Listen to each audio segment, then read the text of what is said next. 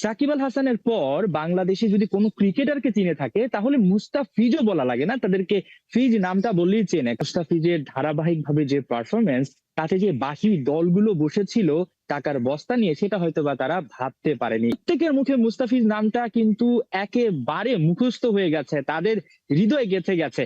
দর্শক, যেমনটা দেখছিলাম মুস্তাফিজকে নিয়ে কাড়াকাড়ি অবস্থা তৈরি হয়েছিল মিনি অকশনে। দিল্লি মিস করেছে, দিল্লিতে খেলছে IL T20-তে মুস্তাফিজ, সেই মুস্তাফিজকে নিতে পারেনি। এখন আসলে কি অবস্থা দিল্লিতে? দিল্লিতে আমাদের সহকর্মী হাসান সজীব আছে, আমরা একটু জানতে চাই দিল্লিবাসী কি ভাবছে মুস্তাফিজকে নিয়ে।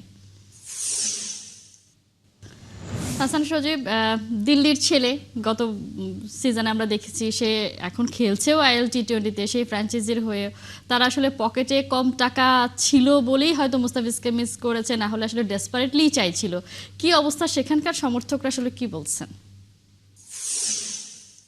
ধন্যবাদ কণা। আমি এই মুহূর্তে দাঁড়িয়ে আছি অরুণ জেটলি ক্রিকেট স্টেডিয়ামের ঠিক সামনে, যেটা মুস্তাফিজের সাবেক বাড়ি বলা চলে।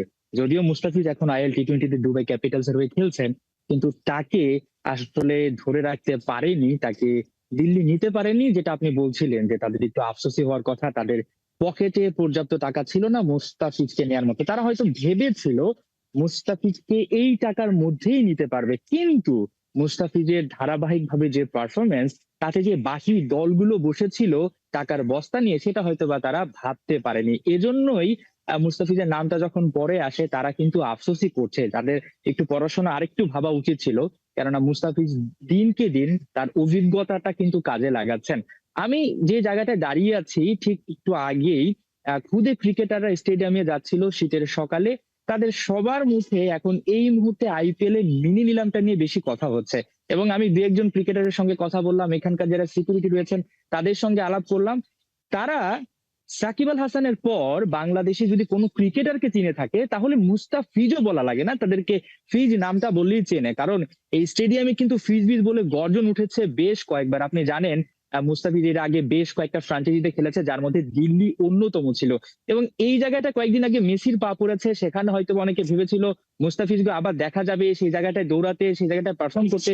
কিন্তু তাদের জন্য আসলে একটু খারাপই লাগছে। ওদিকে শাহরুখ খানের দল, তারা বিপুল পরিমাণের টাকায় মুস্তাফিজকে কিনে রেখেছে। তবে আমরা এখানকার বেশ কয়েকজনের সঙ্গে কথা বলে যেটা জানতে পেরেছি, যে মুস্তাফিজ 2018 সাল থেকে IPL খেলছেন, তার আরো বেশি টাকায় দলে যাওয়া উচিত। যেটা যদি আপনি ভারতীয় ক্রিকেটারদের সঙ্গে তুলনা করেন, যারা দুজন আনক্যাপ ক্রিকেটার, তারাও কিন্তু মুস্তাফিজের চাইতে বেশি টাকা পেয়েছে। যদিও বাংলাদেশি ক্রিকেটার হিসেবে মুস্তাফিজ বেশ রেকর্ড দামে গিয়েছেন।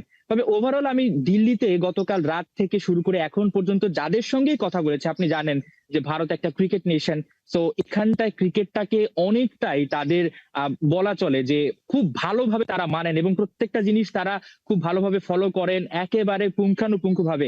সেই জায়গাটায় আমার আসলে লিটারালি গর্বই হচ্ছে, যখন আপনি যদি এই জায়গাটায় বাংলাদেশি পরিচয়টা তো আসে, কিন্তু তার আগে যখন আপনি ক্রিকেটার কারো নাম দিয়ে পরিচয় দিবেন, তাদের প্রত্যেকের মুখে, ছোট ছোট বাচ্চা থেকে শুরু করে যারা বয়স্ক রয়েছেন, প্রত্যেকের মুখে মুস্তাফিজ নামটা কিন্তু একেবারে মুখস্থ হয়ে গেছে, তাদের হৃদয়ে গেঁথে গেছে। তারা একটু আফসোসই করছেন, কেউ কেউ অভিযোগ করছেন যে কেন মুস্তাফিজকে নিয়ে দিল্লি ক্যাপিটালস আরেকটু পড়াশোনা করলো না, আরেকটু টাকা ঢালতে পারতো, আরেকটু চিন্তা ভাবনা করতে পারতো। এই জায়গাটা তাদেরকে আফসোসই পড়তে হবে। এবং আরেকটা ব্যাপার হচ্ছে কণা, যেহেতু কলকাতায় মুস্তাফিজ গিয়েছেন, এখানে কিন্তু কলকাতার অনেকের সঙ্গে আমাদের কথা হয়েছে, তারা যেমনটা বলছেন যে আহ ঘরের ছেলে যেন ঘরে ফিরেছে, ব্যাপারটা এরকম। যেহেতু সে বাঙালি, এবং শাহরুখ খান, এর আগে আপনি জানেন বাংলাদেশি অনেক ক্রিকেটারের জায়গা হয়েছিল কলকাতায়, সেখানে বাংলা ভাষার একটা ব্যাপার রয়েছে, সংস্কৃতির একটা ব্যাপার রয়েছে। সেই অর্থে মুস্তাফিজ যেহেতু IPL এ কলকাতার হয়ে খেলছে, তাই কিন্তু এবার কলকাতার দিকে যেভাবে দর্শক যাবে, একই সঙ্গে কিন্তু তার আগে কিন্তু বিশ্বকাপও রয়েছে। অর্থাৎ যদি কোনোভাবে এই মুহূর্তে ট্যুরিস্ট ভিসাটা ওপেন এবং হয়ে সেই যায়, অনেকে যেটা জায়গাটায় বলছে। কলকাতার আলাদা একটা ফ্যান বেজ আছে বাংলাদেশিদের মধ্যে, যদিও সেখানে আসলে বাঙালি ক্রিকেটার কতজন খেলে সেটা আসলে ম্যাটার করে না, নামটাই অনেক বড় একটা ব্যাপার হয়ে দাঁড়িয়েছে। এবার নিশ্চয়ই কলকাতায় হয়েও মুস্তাফিজ দিনের পর দিন যে পারফরমেন্সটা করে দেখাচ্ছেন, সেটা কলকাতাতেও আসলে অব্যাহত থাকবে সে প্রত্যাশা রাখতে চাই। আপনি থাকুন সেখানে, নিশ্চয়ই আমরা খোঁজখবর আরও পাবো আপনার মাধ্যমে। দর্শক, দিল্লি থেকে আমাদের সাথে যোগ দিচ্ছিলেন হাসান সজীব।